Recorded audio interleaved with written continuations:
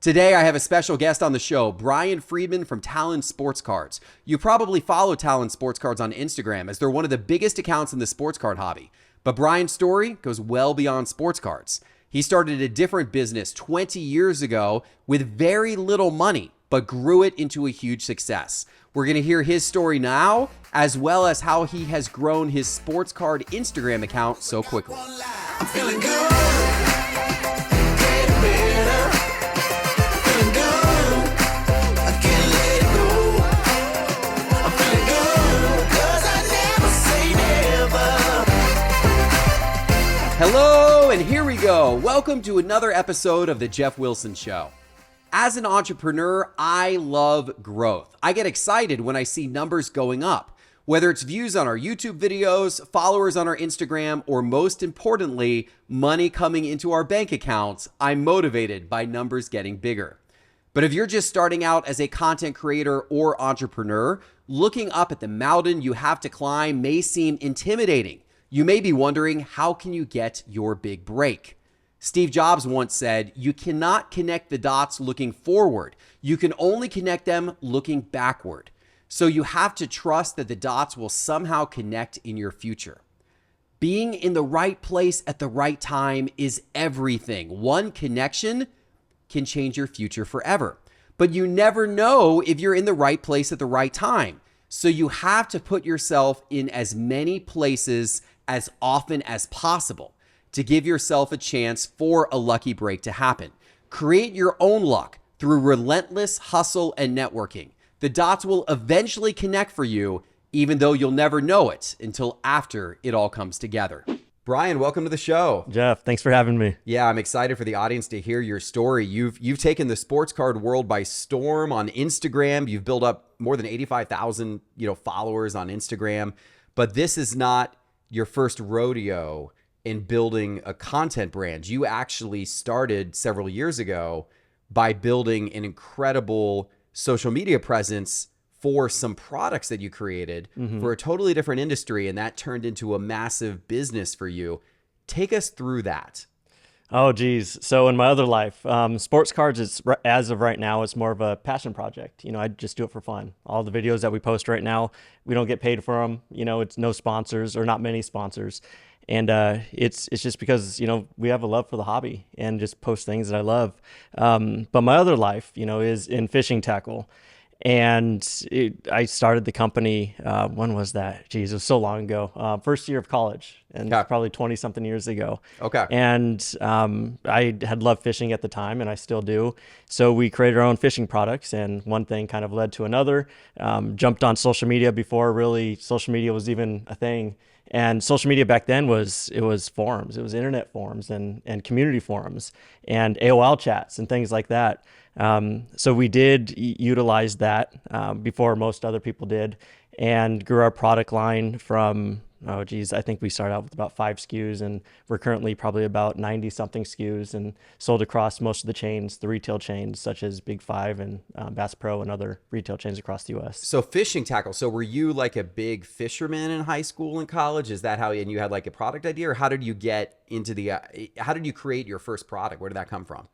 Okay, so I had grown up fishing. My grandpa got me into fishing, and my mom got me in there a little bit, and it was just fun. It was always my relaxation. If I was ever nervous about something, tomorrow, I'd always set up a fishing trip on the weekend so I could look forward to that trip, knowing that once I get past the hurdle tomorrow, this weekend I'm doing something really fun, and that would always be fishing.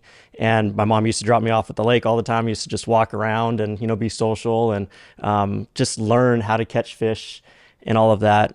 And I got a little sidetracked. What was the main question? What was the impetus for the product? Like, how did you? So you you had a love for fishing as a kid, and then at what point did you say, I'm starting a business? I'm starting a business. I want to create a product within the fishing tackle space. Yeah. So that's where I was going. I got a little sidetracked. But we had started. I was 18 years old, 17, 18. Didn't have any money. I grew up in a, in a good household and whatnot, but when you're that age, you just don't have a lot of, spending money for things that you really want to buy. So we started making our own fishing lures, and I found a magazine and it said, okay, well, if you melt this plastic and add glitter and add coloring to it, you could make your own fishing lures. So we started doing that, and we would go fishing around all the different lakes, and we would just be catching a ton of fish just because we were, pretty good at fishing, me and all my friends. So we'd be catching, 10, 20, 30 fish around the lake, and everybody would ask, what are you using? What are you using?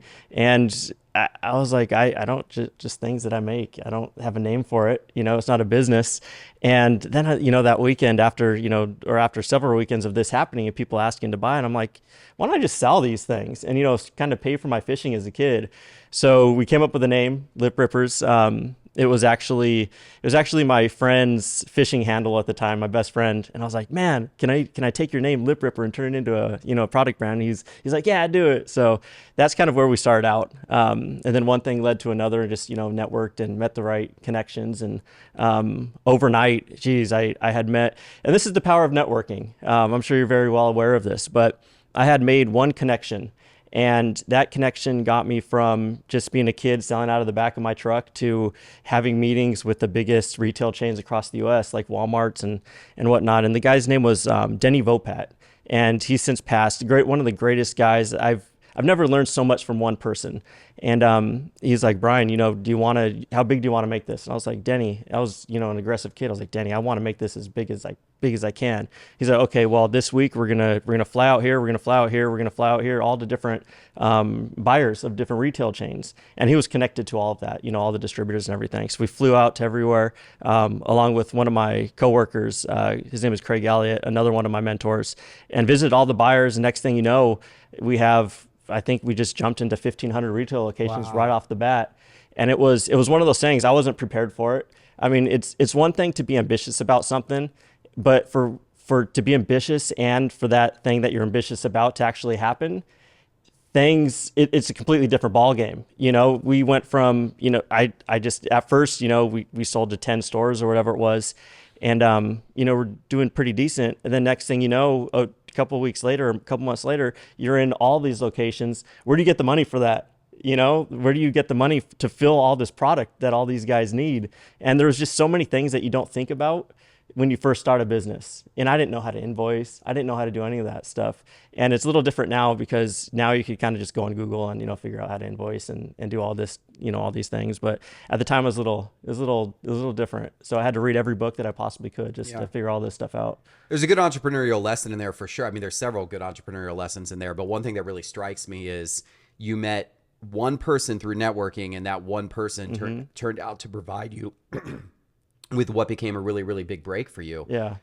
I think one thing that I've learned in business is you never quite know who you're going to meet and what that person's going to be able to do for you. You can never predict it. You can never predict the meeting or the conversation that's going to turn into your big break. So the only thing you can do is give yourself a lot of at-bats, give yourself a lot of chances. If you put yourself out there, if you go to a lot of networking events, if you meet a lot of people, you're increasing your odds that you're going to make that one lucky connection where that one person is going to see something within you and say, I want to help you out, and I want to open doors for you and take you to the next level. You can create your own luck in business by simply getting out there and having more and more and more at-bats. Because the more times you do something, the more networking events you go to, the more chances are that you're going to find that one person that turns into your big break. 100%. Said that very nicely. So you get this big break, right? And the product, how do you, I'm sure you were making the product up until that point yourself, right? You were making it out of your garage or whatever. Yeah. So now all of a sudden you got, to create products for 1,500 stores, or what happened there? Like, did you scramble to find a manufacturer, or how did you deal with that? Oh, geez. Well, the first main hurdle was the money. Okay. You can't really make any moves without money. So luckily I went to a couple friends who I gave a really nice percent to, and just borrowed money for 60 days. And that, so short term. So basically you said, hey, what, short term interest, or you gave them a royalty on sales, or how did you structure that? just interest on it. And they're very happy with everything, the way everything turned out. It was just a matter of getting paid from these guys. You know, Sure. we already So had you the were orders in, right. You had the so- order. So you were basically just trying to finance purchase orders. Correct. So, you know, that's obviously, it's a lot easier. People, you know, a lot of entrepreneurs don't have the money to, you know, do what they want to do. So they're out trying to raise money. It's a lot easier to raise money, and the terms are a lot more favorable if you have some customers already lined up. Because then the investors see it as a much lower risk, because they're like, oh, well, you've already got some customers lined up. So I'm just simply giving you capital so that you can fill these orders, and then you'll be able to turn around and pay me back once you get that money back. Like, that's low risk. People are, Definitely. you know, people are much more willing to do that. It becomes much higher risk. So, I mean, that's a great lesson as well for entrepreneurs, right? Like, if you can hold off having to raise money or borrow money until the point where you have some customers who are committed to buying your product, as long as you can create and you know, fulfill it, that's a great, you know, great spot to be in. And then that's an appropriate time to raise money. Yeah, definitely. So that was the first hurdle. Okay. Money is always the first hurdle. So you got some money. Got some money in our hands. And now it was, okay, well, I was doing all the packaging, you know, before, and I could only package so much as one person. So we started hiring our friends and getting all my friends to do piecework. I learned a long time ago that piecework at the time for me was a good way to go, because I wouldn't have to yell at anybody for them not working. You know, if we're all sitting here working, and some people work faster than other people, then instead of me saying, you know, you're working too slow, you need to work faster, it was, okay, for every piece that you get done, this is how much you make. Okay, so that's what you mean by piecework. So you were paying them not by the hour, but you were paying them by the piece. Correct. So you were still doing the manufacturing yourself. At You the were time, just yes. you were just employing a lot of friends and everything Yes. to do it, and paying them by the piece to do it. Yeah, and that worked out good. And at first, but the more product lines that you come out with, Right. you know, we were pretty aggressive. We would come out with one to two a year, and that was aggressive for me. And it's a lot of work. Like, people don't understand, every time you come out with a new product line, it's a lot of work, you know, designing and promoting it. Just promoting a new product is, you know, it's trials and tribulations with that. But yeah, so what I ended up doing was going manufacturing overseas. Okay. And that was something that we did with, I would say, about 80% of our products. And what we learned with that, it was more streamlined. You know, it wasn't me managing all these, you know, different friends or all these different workers. It was, hey guys, look, I need this shipped coming into me in packs of 12s, packs of 144s, and master cartons, and I just want to get them in and ship them out. And it was, for me, and all businesses are different, but for me, that streamline factor, it saved up so much of my time, you know, being a small business. So that was, you know, bringing everything in already completely done was the way to go for me. Interesting. Cool. Well, I want to get to the sports card side of your story in a minute, because I know the audience is going to be particularly interested in hearing that. But I think this. Where's the audience? Is it audience the that one or audience this one? is any of these cameras. The okay, audience all is of all them. the cameras. But they're going to be interested in hearing that. But I think this is a very important story to tell, because I know a lot of these lessons then translated over to what you did later. And in particular, I know when you started the fishing tackle business, social media wasn't really a thing when you first started, but along your journey, at some point, Instagram came along, and you were one of the early people to see the power of being able to promote and market a product through Instagram. Yes. And so I know you kind of became a very early influencer, maybe one of the very first influencers in the fishing world, or the fishing tackle world. Tell us about that, and what that translated into, what that meant for your business, how you went about doing it. Okay, so yeah, that was a completely different time back then, and Instagram was just gaining steam. Most of the people just didn't know about it. And as I mentioned earlier, community forums, that's where we did a lot of our promotions, and AOL chats and things like that.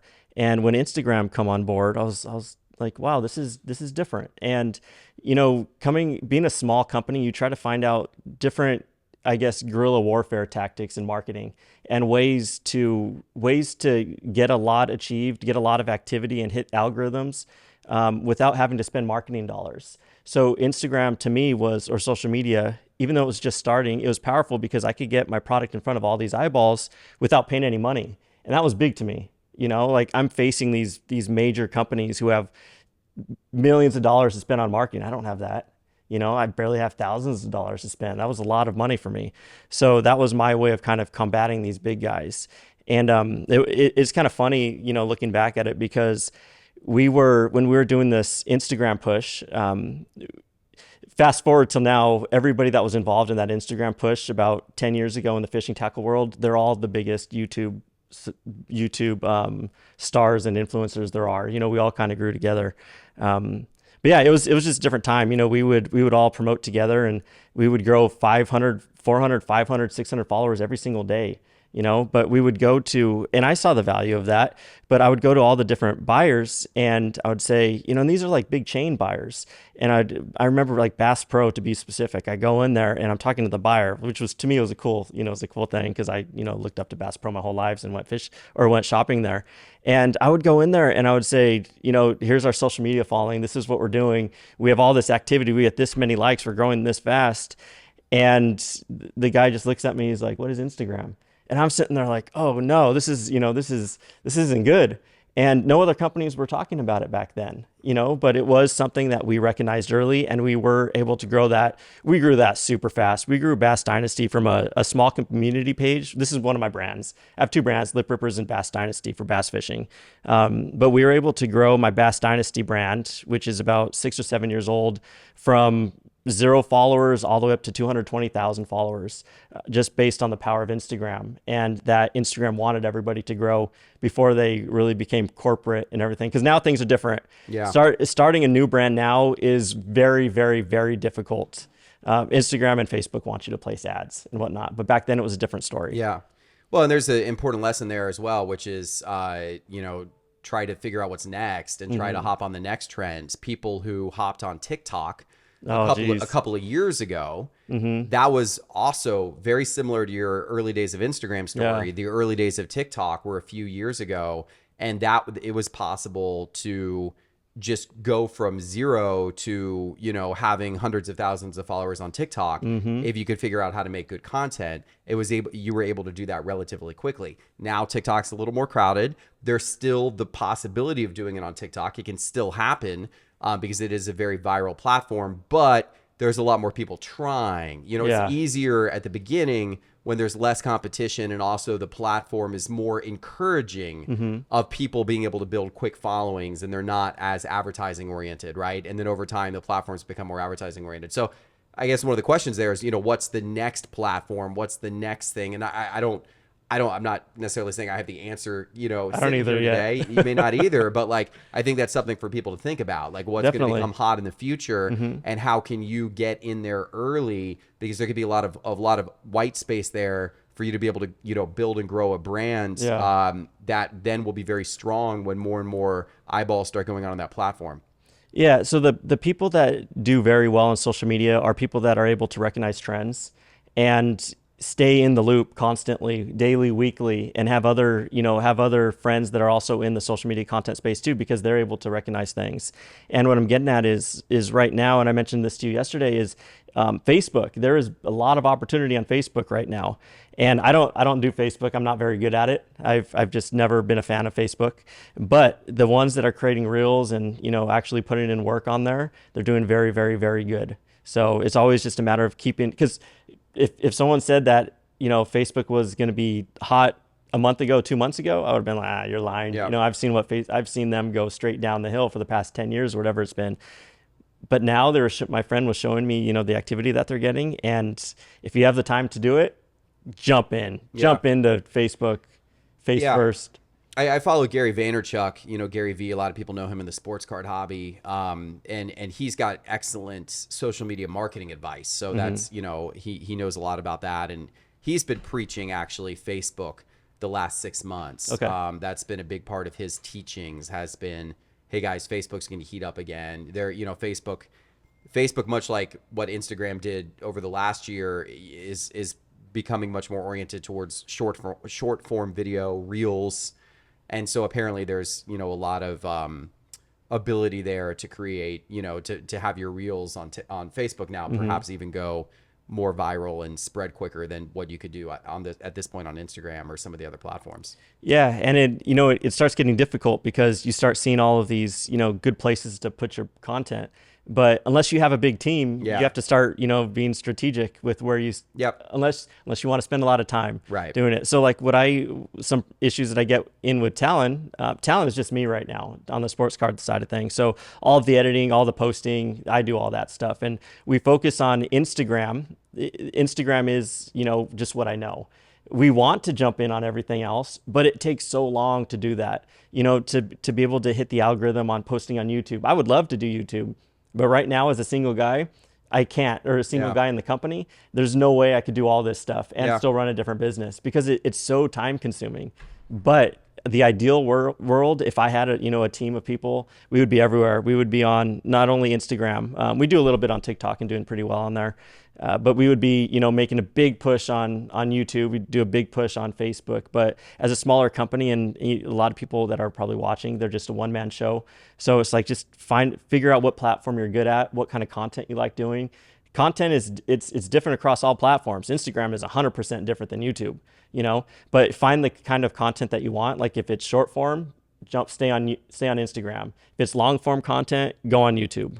So they all have their different advantages. You just got to decide which one you want. Yeah, no, I mean, picking a lane, it's often in business, it's better to do one thing very well than to try to do a lot of different things. And I see new entrepreneurs can make this mistake very, very easily, where they get distracted by all of these ideas. When you're a young company, when you're new or a young content creator and you're getting into this space, there's so many things you could do. Yeah. There's so many possibilities. And death by possibility is a very real thing, because a lot of entrepreneurs, a lot of content creators, they're like, I'm going to do a little here. I'm going to do a little there. I'm going to go after this idea. I'm going to go after that idea. I'm going to post to this platform, that platform, that platform, that platform. And then none of it works super well. They often would be better concentrating on just one idea or on just one platform and putting a lot of effort into it and really investing. And then they would see themselves go a lot further. Yes. Consistency. Yeah. If I had to say, if there was one word that defined social media content and growing, it's consistency. And it's very hard to be consistent when you are spread thin across all the different platforms. It's an excellent point. I agree. That's been one of our hallmarks here at Sports Card Investor, has been consistency. Like, we never miss. We always, every single week, and this goes back now, 3 years. Every single week we do a video on YouTube. Tuesday night, it always goes up right at 5:30 p.m. Thursday night, it always goes up right at 5:30 p.m. Sunday night, it always goes up right at 7 p.m. We haven't missed once. This has gone on now for years. And we are very regimented about posting to, all the different social platforms. Instagram is daily for us. Instagram's multiple times a day for us. TikTok is frequent and routine, and YouTube Shorts now, and Twitter. And so we're constantly, the consistency is a big part of it when it comes to your success on social and YouTube. And so what I would say to people out there is, if you don't have the bandwidth to be consistent, then you're probably better off focusing on less so that you can be consistent in the one thing you're focused on, right? Yeah, definitely. And you guys are very good at that consistency. Most people are, most people just don't understand, that you need on Instagram, you need to post. You mentioned you guys post several times a day. I post at least once a day. If not, I'll try to get up to 4. Anything more than that, you kind of kill yourself and shoot yourself in the leg, because it's just too much. Yeah, it's too much. Then you can't, none of that. Every time you post something new, it kind of slows down the exposure to your previous post. Yeah. So too much could actually be a thing. Yeah. So ideally, like, the honey hole for us is 2 a day. Yeah. And times are very important. I would say, I'm in Los Angeles, so out on the West Coast, it's about 10 a.m. We do really well at 10 a.m. And then if you're looking at the evening times, I would say, for whatever reasons, if I post something at 5 o'clock, it does not do good. But if I post at 6 or 6:30, it does great, which is the strength. I don't know why it is, but that's just the way my page works, and it's different for everybody. But, posting at key times and doing all that stuff, and, just taking this one step further, what kind of, how to edit your videos and things like that will make such a big difference. That's more important. Learning how to edit, and learning how to do hooks, and learning how to keep the audience engaged, and tricking the viewer's mind so they don't know what's coming next. That's more I think that's more important than time. Is. Most people say, oh, well, I posted at 10 o'clock and it didn't work. Well, let me see your video. And then you see they didn't have a hook or anything in the beginning and nothing. It's like, well, I'll tell you exactly why yours didn't perform. Yeah, that first couple seconds of the video is really pivotal. It is 100% the most important part of social media. Yeah, across all platforms, because people are, they're swiping. They're swiping through a bunch of videos, and then they're finding one that holds their interest, and then they're deciding to watch more of it, right? So are you going to get hit in that first second or two? That viewer is going to make a decision. Am I going to swipe or am I going to watch? Yeah. So you got to have something in that first second or two that hooks them. And we've seen in our own analytics, we've changed our approach to how, different things we do with Reels over time. Because what you show in that first scene makes such a difference to people.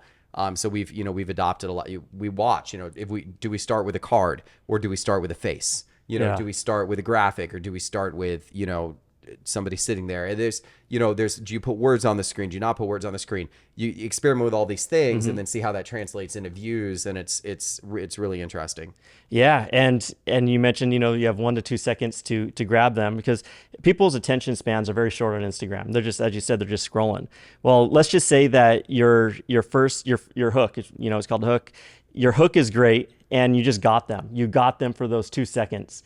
Well, what's going to happen in those next 2 seconds? You better throw something else at them right away to keep them engaged. Yeah. Because once you lose them, this is what I tell people, once the audience thinks they know what's coming next, they're gone. Yeah. So you got to keep trick them every couple seconds. Yeah. Throw in something, throw in a cut. And sometimes it just means that you're panning, like in your editing, you're just panning from one thing to another, or you throw a sound, or you throw a transition, coming across the screen. A lot of little things like that could keep people's eyes moving around. And captions, or I don't know what they're exactly called, but when you have like the captions written across the words, that is very important. And that's something I utilize in every single one of our videos, because it does keep, it gets them, even if your content's boring, then it at least keeps their eyes looking at something, words flying across the screen. And a lot of people browse with sound off. So yes. It helps with that as well. Let's talk about your sports card story, yes. right? So tell everybody what Talon Sports Cards is, what you do. Probably a lot of people listening are following you on Instagram. I mean, over 85,000 Instagram followers. You're one of the biggest sports card accounts in the sports card hobby, but you're also somewhat new on the scene over the last couple of years, right? So tell everybody how you got this started, how you scaled the whole thing. Yeah, so I worked backwards. Most brands, most people, I would say 99% or 95, 90, whatever. A big chunk of the people will start with, their 0 followers. They'll start from just a complete new page. And then they'll come up with a product first, and they'll start promoting the product, and hopefully they gain followers from there, which is definitely, a way to do it. However, I learned in business, and this all goes back to, my fishing tackle, what I've learned there is to build the community first. You build a community, whatever products that you create from there, your products will be accepted a lot easier from your community based on them trusting you. And that's through, posting videos and all that stuff. But so what we did was, I knew in 2000, it was probably about 2017, I've collected my whole life, my entire life. That's like all I knew. But in 2017, 2018, I knew that I really wanted to jump into sports cards. I just didn't know what. I didn't know exactly how. I don't think anybody really knew how you jump into sports card content creation. It's just something that's kind of pretty new. But I knew I wanted to do it. So my thought process was, okay, I'm going to build a community. I'm just going to post viral videos. And viral videos do a lot better than, as far as activity goes, than when you promote a product. It's just the way it is. Sure, of course. So if I posted something, and this is a good lesson too, but like if I post a triple play, something really exciting, or Mike Trout hitting home run number, whatever, record breaker, that type of video will do a lot better than a product video. It's just the way it is. So I understood that. I understood that from my fishing days. So what we did is I purchased the top 3 sports pages on Instagram at the time. And this was before Instagram was really even big, 2017, 2018. And so for instance, our baseball page, I bought Baseball Overload. That page was an absolute beast. The amount of activity, like if you scroll back on our pages, you will see the type of content that we were posting, and you'll see the activity. And it was on average, you're getting, 20 to 50,000 views. Most of our posts, it would have 1 million views, you know, but it's different because they're viral posts. So Baseball Overload, that was a beast. And I'm like, okay, well, what we're going to do is we have our community. They all love baseball, and eventually we'll turn that into Talon Baseball. Interesting. And we did that across. you bought these accounts. So how do you go about buying an Instagram account? I haven't done this before. Yeah, so I don't know if technically you're supposed to do it, but right. that's just something I did. I bought you just equity. reached out essentially to the creator and say, hey, I'm interested in buying your page, and yes, give them some money, and they give you the password, and that's more or less. Okay, all right. Yeah, we had a couple contracts going. Sure. But we did that across the 3 major sports. So Baseball Overload was we turned that into Talon Baseball now.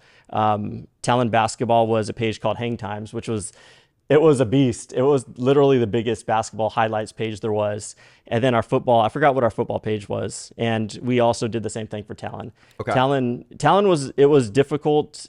So this whole, like, the moral of the story is when you do things like this, you're not starting from the ground up. You're not starting from zero. You are starting with a following. And it's kind of like when people say, it's just an example, like, why do they want to buy Panini? It's because Panini already has a base. They already have that foundation. They already have that community. They already have the brands, the trademarks, everything.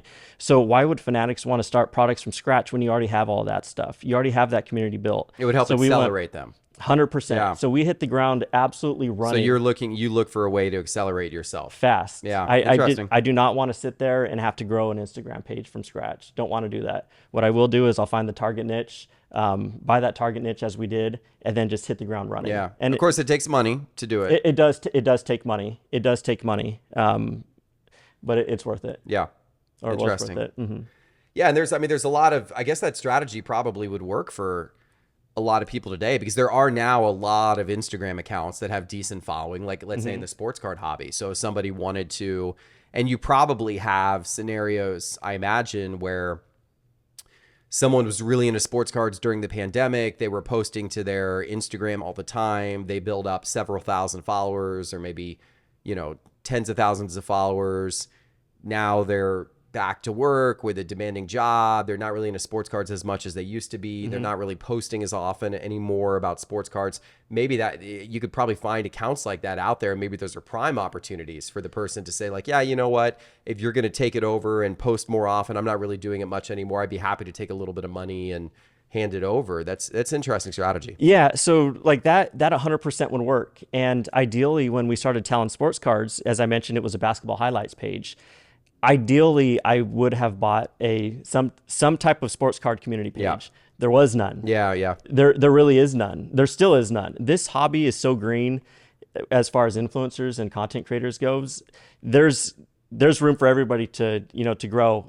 And we're all just still at the bottom. There are no really big pages. Like, if you wanted to make a move, a business move like that, you would have gone to Card Porn, or a page like that, because they had that community. Or like Lameme James, that would be an awesome page to buy if you wanted to, to brand it. But besides those couple pages, there were no big influencers back then. If there are pages with followings now, they're not selling you that page, right? Because they work so hard to do it. So it's just funny different. Because there's been rumors, persistent rumors for the last year or two that I did buy Card Porn, or that Ken Golden did, or whatever, which isn't true. But it's actually not that far-fetched of a thing. Like, it actually isn't. Wouldn't be a bad idea to buy Card Porn. No. So but obviously there's got to be some authenticity to that as well. Like, yes, I'm not going to 100%. go do it. Yeah. And then, pretend I'm, be, controlling the pretend. strings at card. Yeah. I'm not going to pretend. Yeah. Right. That's because that's how you truly get people upset with you and lose authenticity. Yeah. Completely. So when people say, and I didn't know there was a rumor about you buying it, but when people say, Ken Golden or Collector's Universe or Nat, when they bought it, as a businessman, I think that would be a genius move. It's just you be very transparent about it. I'm very transparent about how I grew. It's part of me. And I think that we did it the right way. I'd do it again. But yeah, anything, if you were to do something like that, it has to be transparent, and you not acting like you did everything from scratch. So you bought this. You bought an account, and that gave you a jump start. But you've certainly grown. You've certainly grown a lot since then as well. And yes. You're doing a lot of really engaging content around sports cards. You've got, you're going to, it seems like, a lot of shows. You're getting access behind the scenes to stuff. You're covering a lot. your social videos are always fun to watch. Oh, thank you. Yeah. Thank you. Yeah. So we grow, we're probably growing about 900 followers a month, which is pretty decent. We also lose because we did that theme switch, or we went from that basketball page to the sports card page. We also lose, 600-700. So until that starts evening out, it's kind of holding back our growth, but we're still gaining followers. Everything's going good. Our activity is doing really, really, really well. And that's something that I'm really, at this moment, I really pride ourselves on. And we're working, with all the major content creators, and this industry is funny as far as content creation goes, because I would say 2 years ago, everybody was starting from scratch. That's when I started, trying to grow a brand in sports cards. Pretty much every other influencer probably did the same thing, 2020, 2021, and nobody knew what they were doing. I would ask myself, like, okay, well, I'm going to post sports card content. I'm going to create a sports card page. And I just started posting pictures of my cards. What else do you do? Nobody had done it yet. There was no guide. You couldn't Google how to create a sports card page. We were kind of just creating things from scratch. So like first we would start posting, if you scroll down my page, it was just pictures of my past collection. And then, the picture thing wasn't doing too well. So then we went over to videos, and then we started seeing, wow, the traction you get on videos for whatever reason are just doing so much better. And then over the past couple of years, Reels, just started doing a lot better.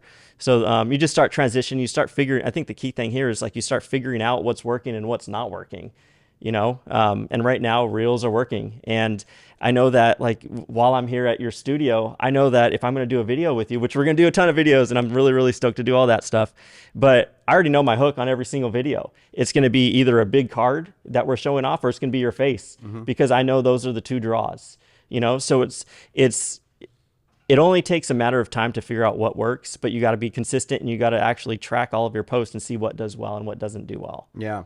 Yeah. No, fascinating stuff. So you've got obviously Talon Sports Cards on Instagram. You've got a large following. You're continuing to add to that. But what's your end game here? Like, what are you trying to do? Are you trying to, obviously this is not, I'm sure it's not like a profitable business endeavor for you yet. Are you going to go out and seek sponsorships? Are you going to try to sell the account to somebody else down the road? Are you going to, build your own products and promote those? Like, what directionally, where are you trying to take this thing? Yeah. So, and that's something I ask myself, kind of daily. And as of right now, my other business, that is my bread and butter. The fishing tackle. The fishing tackle. And until I sell that, which I'm going to probably start doing this coming year, I just can't jump into anything full-heartedly and really make that move until I get rid of, the business, the other business, which on its own is going to be just kind of my baby. So I got to get rid of that and figure all that stuff out. But after that, I'll be able to concentrate on Talon and, really make some moves. And there's a lot of opportunities right now with Fanatics, positioning yourself for the Fanatics takeover in a couple of years. So that's, without going into too many details, we're actually focusing on that a lot. Breaking could be something that we do. We do film for different shows, a whole bunch of different shows. We filmed for the National. The next week, we filmed for the Front Row Card Show out in Las Vegas. We just did the Union.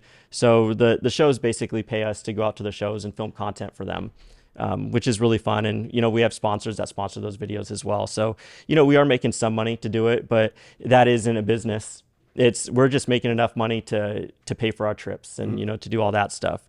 But once I sell the other business, we will start concentrating on, how can we turn this into a business, into generating revenue and so forth. But I think that the key with sports cards is there's so many different ways to make money.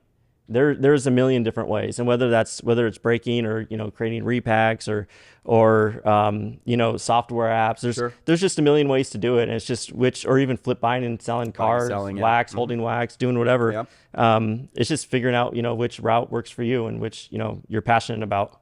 Yeah, 100%. I agree. That's one thing. I feel like I'm obviously a big believer in entrepreneurship. I've started 15 businesses now over the course of my life, and when I was a kid, I was, I was flipping cards, right? Yeah. As like an elementary school, middle school kid, right? And so, I feel like that maybe sparked some of my entrepreneurial juices for later in life. So I'm a big believer in the entrepreneurship angle of cards. And I think that there's a lot of people out there, a lot of people watching that are interested in starting their own side hustle or starting their own business or starting becoming a content, creator, gaining a following, any of those things.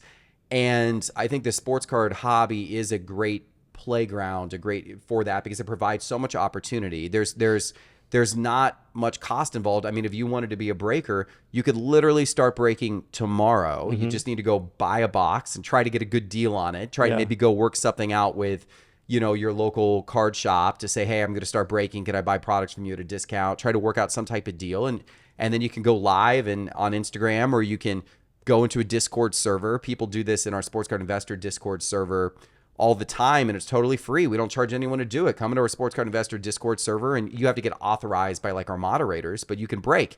And we got 30,000 plus people in our that are active in our Discord server, and so you have 30,000. Yeah, over 30,000 in our crazy. Discord. Yeah, and so there's a whole community there that you can pull people in from, and whatever, or you go live on YouTube. There's a million ways to do it, and it doesn't just have to be breaking. It could be any of the other things that you talked about, and it's a lot of there's a lot of opportunity for new entrepreneurs to cut their teeth and to be able to find ways to make some money without having to commit a lot of capital in order to do it. So I think and I love that fact about it. Like, I love the fact that sports cards are so entrepreneurial.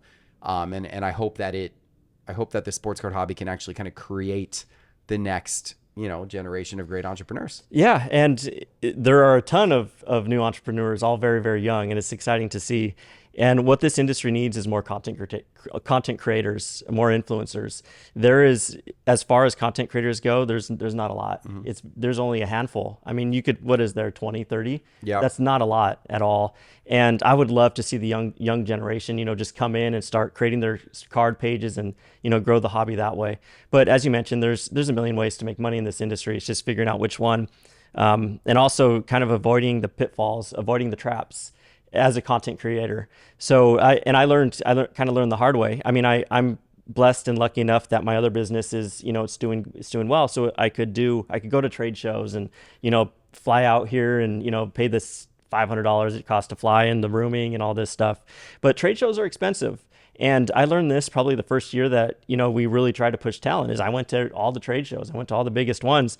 And next thing you know, you're out thousands of dollars, and we didn't have sponsors at the time. We had nobody was paying us to film. So I'm sitting there like, wow, I just went to the National. I just, spent several $1,000s, or I just went to the industry summit and I just got this. It's like, well, okay, my content's worth this amount. As far as, I mean, monetarily, the content's not worth anything. Views aren't worth anything. Like, it helps grow the company and it helps grow you as a content creator, but there's no money coming back to you.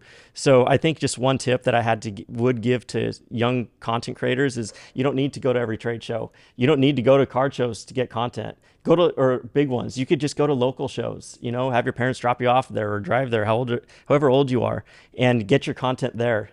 Every time we go to one trade show, I get at least 30 videos. Yeah. Every single trade show I do, because I know that it needs to be worth it. If I'm going to spend this much money to go to a show, it's got to be worth it. What can I do? And it's the same coming out here to Atlanta. It's my first time out here. I don't really know anybody. And I was like, okay, well, I'm going to be paying all this money, and it's going to be, it's great exposure. Exposure's awesome. But I need a way to kind of to level everything off. So I set up meeting with Prism God tomorrow, and I'm meeting up with Dr. Collectible tonight, and hopefully Lootbox. I'm trying to work with them too tomorrow. So it's like, you just try to get, ideally, just as much content as you possibly can in every single moment, So like, I would love today to get like 30 pieces with you. I would love tonight to get like, 20 pieces with Dr. Collectible and 30 pieces with Raphael Prism God tomorrow. So, I mean, at the end of the day, it's like, this trip I paid X amount. Well, I'm also going to have content for the next 4 months, because that's 150 pieces of video or whatever that math is, So just finding little ways to really maximize your content if you are going to start spending money on going to some shows. But stay local. If you don't have a lot of money, stay local. Do all your filming there. It's great advice. Really good advice.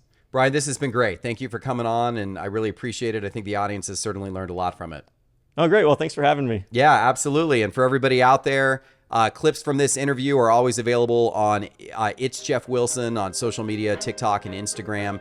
And then, of course, the Geoff Wilson Show, the full-length version, is not just on YouTube, but it's also available on Spotify and on Apple Podcasts. So make sure you're subscribed across all the various platforms. We appreciate you. We'll see you soon for the next episode. Take care.